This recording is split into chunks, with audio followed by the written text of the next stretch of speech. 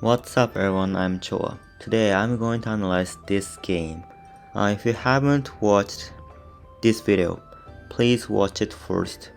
Alright, let's get started. So the opening was Surfer Rook versus right hand Phosphor Rook as usual. On move 12, pawn to c4 is not very normal. However, it doesn't mean that it's bad. The reason is the white can still move and advance silver to 5-4 and still can attack by moving pawn to 6-5. So pawn to 7-4 is not bad, although it is not normal. On move 21, so the after castling, I moved pawn to 7-5. So pawn to 7-5 tries to attack this pawn to 7-4, but and it's not bad. Pawn to 5-6 and silver to 5-7 was more natural. The reason is the white can actually counter attack this pawn to 7-5. So on move 24, pawn drops 7-4 was questionable. The reason is the white doesn't have to drop pawn here right now, and if the white drops the pawn here, this silver is pinned, which means the silver can't can't advance to 5-4 due to the fact that this pawn will be taken by rook. So therefore, one option the white has is rook to 7-2. And then rook takes 7-2, gold takes silver to 7-9. So silver to 7-9 prevents like rook drops 6-9 at some point. And although it's still difficult, there's nowhere for the black to drop rook. So if the black drops rook to 6-1, white can simply drop pawn here. So basically, there's nowhere for the black to drop rook. It is slightly advantageous for the white, but the white doesn't have to move rook to 7-2. Another option is go to 4-2. So this move means to move rook to 7-2 next. So for example, if the black moves something like this, the white will offer trade, and then rook takes 7-2, silver takes, and this formation is very balanced. Or other option is silver to 4-2, and then move go to 7-2, go to 7-3, and pressure this rook. They are all better than dropping pawn here. So when you're playing, I want you to think about, do you have to drop pawn? On move 26, pawn to 6-5 is inconsistent. The reason is, on move 24, pawn drops 7-4, so the white dropped pawn drops 7-4 in order to tranquilize, while pawn to 6-5 actually tries to attack. So therefore, go to 7-2 is better. So the black's next option is go to 7-3, silver to 5-4, go to 6-3, and have a balance on both sides while pressuring this rook. On move 29, which is silver to 6-7, this was questionable. Instead of this, bishop to 7-7 is better, and then pawn takes, rook takes, and black would have been advantageous. So basically, the white can't take this rook due to the fact that if he takes, bishop takes, silver to 2-2, bishop drop 5-5, and there's a fork, so the black can't take this rook. On move 30, which is silver to 5-4, this move, the white missed the opportunity. Instead of silver to 5-4, silver to 6-4 is better. On move 32, which is pawn takes c6, the white doesn't have to take this pawn right now. Instead of pawn takes c6, silver to 4-2 or knight to 7-3 was better. On move 35, which is silver takes 6-6. Instead of silver takes 6-6, rook takes 6-6 is better. The white can't take this rook, so can't trade the rook due to the fact that the white's castle is not very solid.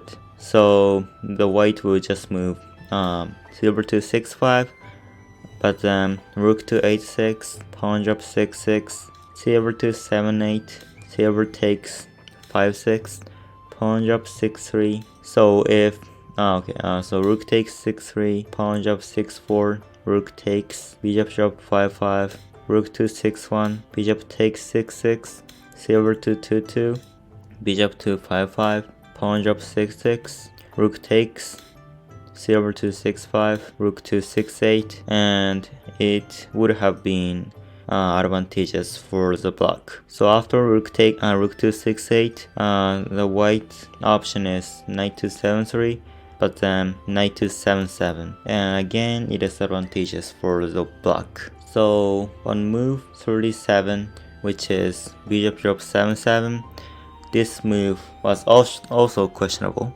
The reason is, like in the main line, white could simply promote the bishop, and the black's rook, bishop, silver do not cover the best squares. So therefore, instead of bishop drop 7-7, pawn drop 6-4 was better. So if the white take this pawn, bishop drop 7-7, bishop to 7-9 promote, silver to 5-5, and it is advantageous for the black.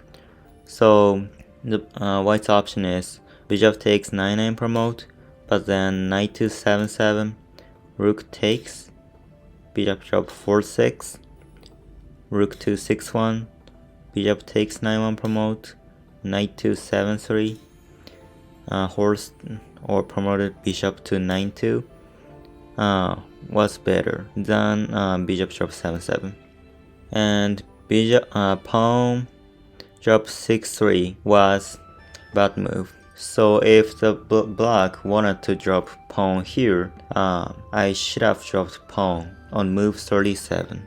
And on move 44, which is rook to 6-1, it was a mistake. The white should have promoted his rook. So I guess the white was careful about rook to 6-6, but then promoted rook takes 6-6, bishop takes 6-6, silver to 6-5, bishop to 7-7, and rook to 5-1 is a good move, and it is advantageous for the white. So the purpose of this rook is that since the black only has rook to attack, the white prevents the black from dropping rook, and next the white can simply take horse takes 8-9 and gain more materials. So instead of rook drop 5-1, rook to 6-2 or rook to 6-3 is also fine. This is one of the most famous technique when playing static rook, so it is very good to know. On move after rook to 6-1, the situation becomes reversed, and then the black became advantageous. So on move 49, which is horse takes 2-1, it was a good move, and like in the main line, knight drop 5-3 is very harsh, and it was clear that the black was advantageous. and on move 56, which is bishop drop 6-4, it was actually a losing move. Like in the main line, go drop 3-2, king 2 1-2, and pawn drop pawn to 5-5 is a defense technique, and so this pawn prevents the white from dropping knight here. So if takes, like in the main line, if the bishop takes pawn to 1-5, and the white can't drop knight here because of this rook. This is also a famous technique, so it's very good to know. Therefore, instead of bishop drop 6-4, bishop drop 7-5 is better. So since the white can drop silver next to 3-9 next, the black has to drop something, and since it is still disadvantageous for the white, it is very important to be tenacious, even if the situation is hard. And after bishop drop 6-4, the black won naturally. So after lance takes 1-5, the white will just drop pawn drops 1-3, but then silver to 2-1, king to 1-1, lance to 1-2, and it's checkmate.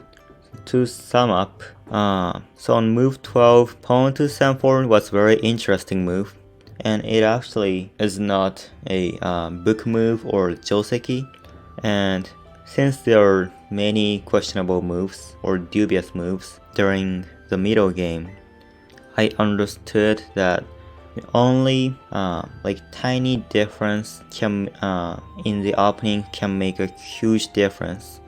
And this game was very beneficial to me. And alright, that's it for today.